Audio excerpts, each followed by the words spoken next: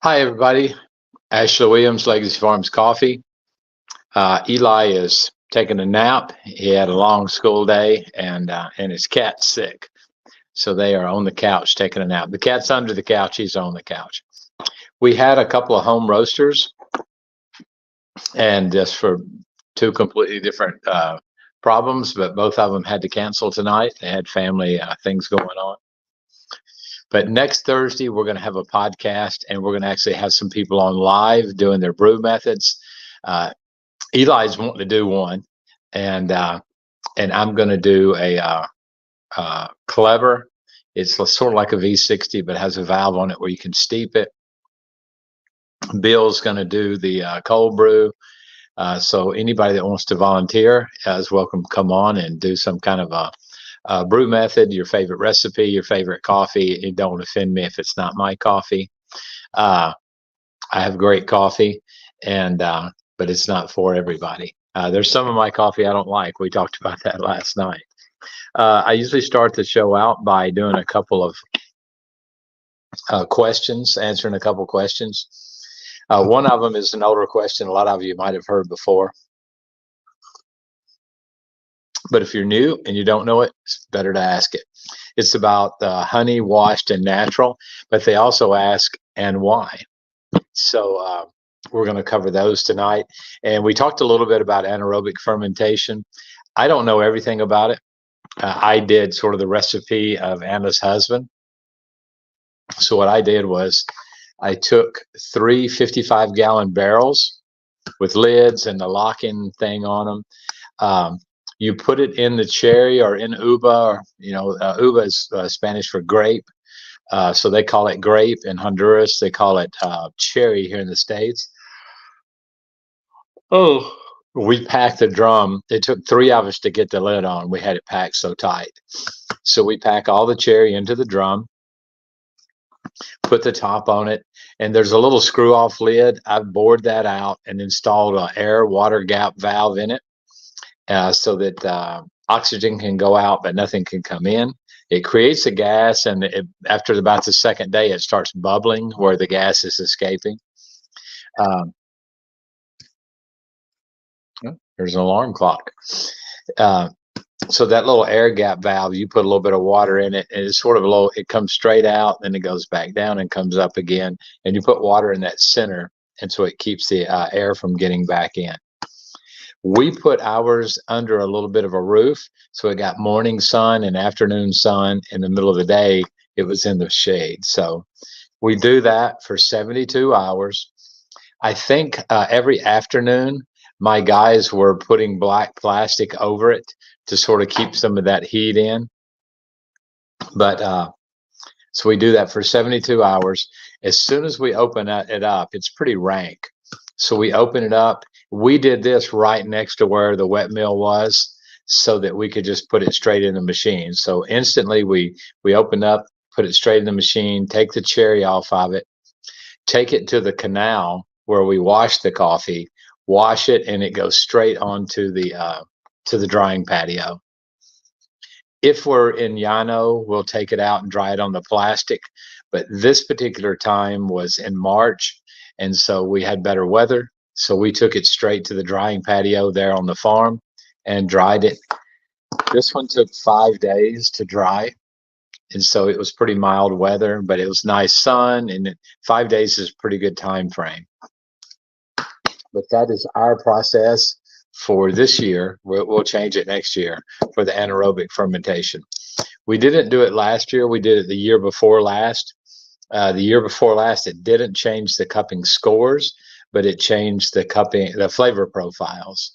And for us, that was great because we have pretty consistent washed. And so it's normally chocolate with a caramel notes and a little bit of a nutty finish if you don't take it very dark. So the question last night was from Richard, and he was asking us to go more into detail. What you call that coffee, I don't know, because normally a natural is when you leave the cherry on the bean, and it spends its whole life, so to speak, in that bean until the day it's dried out. You've rested it, and you're ready to go ahead and process it and hand select it. So you run it through the dry mill and then hand select it. That's a full natural. What we did would be more like what you would call a pulped natural. So a pulped natural is when they just want to use the name natural because that commands a better price and has a lot different client base. That's more for guys who are wanting to do straight espresso, single origin espresso, like the full naturals. It's really great in blends. So it's a very versatile coffee. But if you dry the natural in the cherry, it's way more likely to over ferment.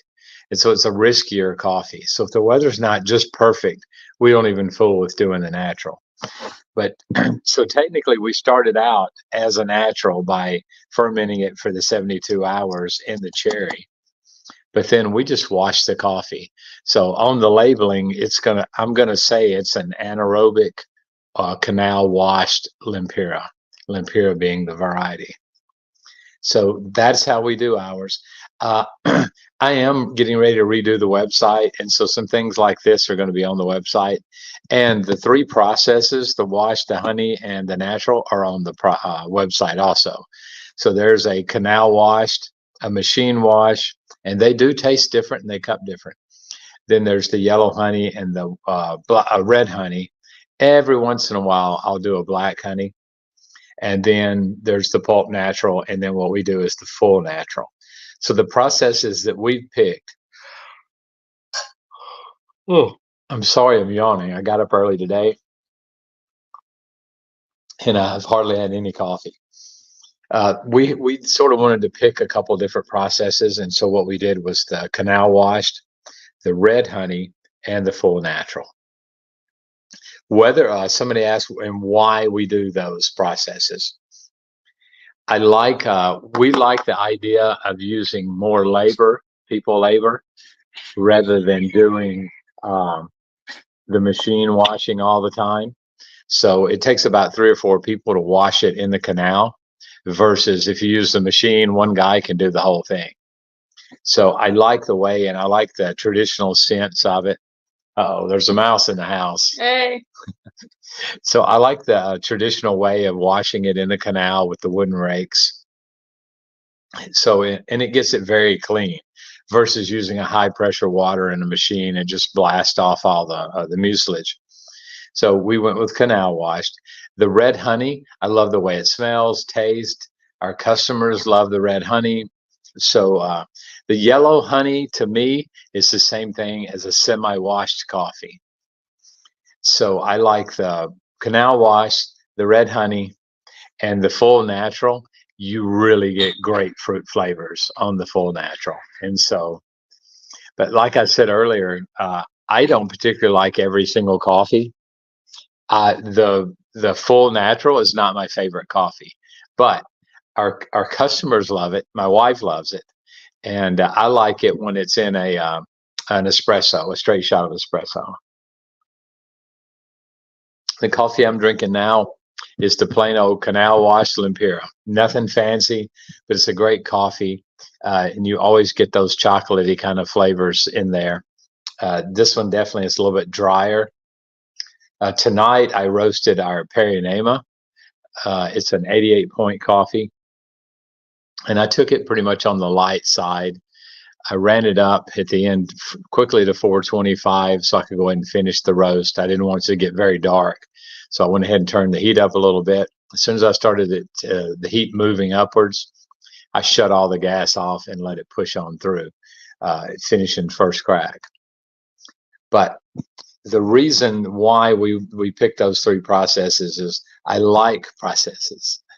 I like the flavors. I wanted to focus on getting a couple of things right and doing them well. And so those were some of the reasons I went with that. The weather dictates a lot of what we do. And another part of the why is a lot of people were doing honey, and I didn't know a lot about it, so I wanted to try it. There wasn't a ton of information on exactly how you're supposed to do coffee on a patio. And so we just, hit and miss, and we had some good luck. We had some bad luck. But those are some of the main reasons that we do what we do. I figured it'd be a whole lot easier to focus on the three. And when you take those three, so you've got one variety of Lempira, then with the three different processes, you've got three completely different coffees, basically. And so if you want to blend any of those together, which my espresso blend is derived from the washed and the natural, my Eli Mountain is derived from the washed and the honey, and my breakfast blend is a little bit of Lempira natural, a little bit of the honey processed Lempira, and a little bit of the washed Peri-Enema. Those are the three things I put together. So Wiki Farms Izzy loves the Peri-Enema. And this year, I hope we're going to have some different flavors. Last year, the Peri-Enema was just completely insane with the different color flavor profiles that it had. Eli just brought me out a snack. So, how you doing tonight, Bill? I was just going over how we're gonna next Thursday. I'm gonna put the link up tonight for next Thursday's show, and I'm gonna start posting it a couple times a day. That we're gonna get. If nobody else, if we don't have enough people, so I'm gonna get Eli to do one of the brew methods. I'm gonna do one, and then if you'll do the washed, I mean not the washed. If you'll do the cold brew, then we'll have 4 or 5 people doing, and we'll sort of roll with that. But I'll shoot that link over so anybody wants to share it with friends, and anybody who wants to just be on there commenting, they can do that too. But Bill, you might have missed it. I had 2 guys that were going to be on tonight. We were going to talk about home roasting, and they had some family things that came up and weren't going to be able to be on tonight. So I don't have a huge topic other than just catching up on some basics. The girls, we had a couple new girls come in selecting. My guys are starting to spray on Monday. They've got some organic chemical, well, can't say organic chemicals, some organic mixes coming in. And so we're going to start spraying those. Oh, definitely the creamer, because I want to start learning how to make a few things like that. I'm hoping money goes well. We get our consumer loan paid off. We're going to pull the trigger and build a new roastery. And I'm putting together 3 to 4 shipping containers, and we're going to build a roastery out of those. So be thinking about that. Be praying for us. But that's something I've been wanting to do for a long time, and we're going to put it out on the main road if possible. So we'll have a lot more drive-by people and stop-in people. But the main thing is we're gonna start an advertising campaign with an actual marketing company and try to get our word out there a little bit better. We're sort of been stalled for about the last year. We've been growing a little bit, but not like we really need to be. So that's sort of a recap of what's going on. I did get me a laser engraver. So I stayed up last night burning some name in wood and some different things just to see what it would do and get used to it.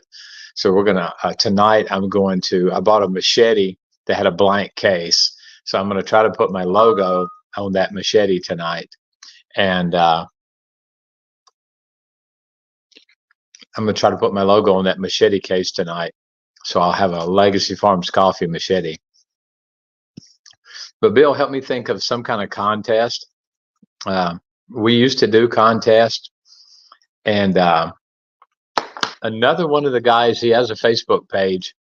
He kept saying, "Oh, you can't do it that way. It's not legal to just do a contest for people who buy your coffee." And so I didn't know if it was legal or not, but it seemed like he was awfully upset about it, and I was afraid if it was illegal, he was going to turn me in. So we quit doing that for a while. So I want to get started back doing that again. And if it's illegal, we'll stop doing it. I don't see how it is. We're basically going to just take all of our customers for like 2 weeks and draw something out of the hat. So we'll we're going to think about what we're going to give away. But most likely, I'm going to make up we used to make up just a gift bag of burlap and coffee cups and green coffee. And we do one for green coffee. We do one for roasted coffee. So we're going to try to do those. But for everybody watching, Bill is, when we first met back last year, I guess he was roasting on a fresh roast, if I'm right, and a Bmore. And so now he's ordered his Sonafresco. So it's a big air roaster. And so he started doing quite a bit of coffee, and he's hard into entering into that roasted coffee world. So hopefully everything goes well for all of us that are wanting to get into coffee more. But I'm going to cut this short tonight. We had a cat emergency, so I had to stop roasting. So I'm going to have to get back to roasting. But anybody that's watching this now or is watching it later, if you guys will share this, I'd really appreciate it. Next Thursday, 7 o'clock, we're going to have brew methods, and we're going to learn how to make a creamer. And Bill, I'm going to have to get you some vanilla that I brought back from Honduras. And I'm wanting to start making a couple things like the creamers and stuff myself, syrups and things like that. I think there's quite a few that I can do. And I'm working on my rub. It's a meat rub. And so we're going to be grilling out on Sunday. I'm going to try a few of them. So on any of you guys' orders, if you want to try the meat rub, put in the notes, send me some meat rub. We're going to, and I like things that aren't fancy, Bill, but I used AI and I asked for a couple of recipes that include coffee cherry tea, cardamom spice, and a full natural coffee or a dark roast coffee. And we're experimenting, and there's a lot of other ingredients that are also included, but we're going to try to figure out some kind of a rub that includes some of the things that we grow on the farm. So we're planting basil this year on the farm. We're going to try to plant 2,000 basil plants. A lot of the insects that affect coffee don't like the smell of basil, but while we're growing it, we might as well, harvest it every so often, and then I'll start bringing it back to the States. I don't know what it costs or anything like that, but we're going to be growing it anyway for an insect deterrent, so we might as well get in there and harvest it. So that's about all I've got for tonight. I talked a little bit last night about some of our worst scores, and one of them was an 81, but it says the flavor on even the 81, it says bitter chocolate. So I'm sort of interested to see what the bitter chocolate is. It's not a sample I have with me now, but it's one I'll bring back in May. So when I get off here in a few minutes, I'm going to have to buy my plane ticket for May. So I'll go back down for 2 weeks. So anybody that wants to make a quick trip to Honduras, May would be the perfect time to go. I have a guy that's thinking about going up with me. I think it's on the 3rd. We would fly in together, and then he'd stay 5 or 6 days and then fly back. So it'd be a pretty laid back trip. We're just going to be doing some mechanic work and eating out a lot. Those are my 2 main goals. But guys, thanks for joining. I hope everybody gets a chance to share it. And we will talk to you on Thursday night at 7 o'clock. Thanks, everybody. Good night.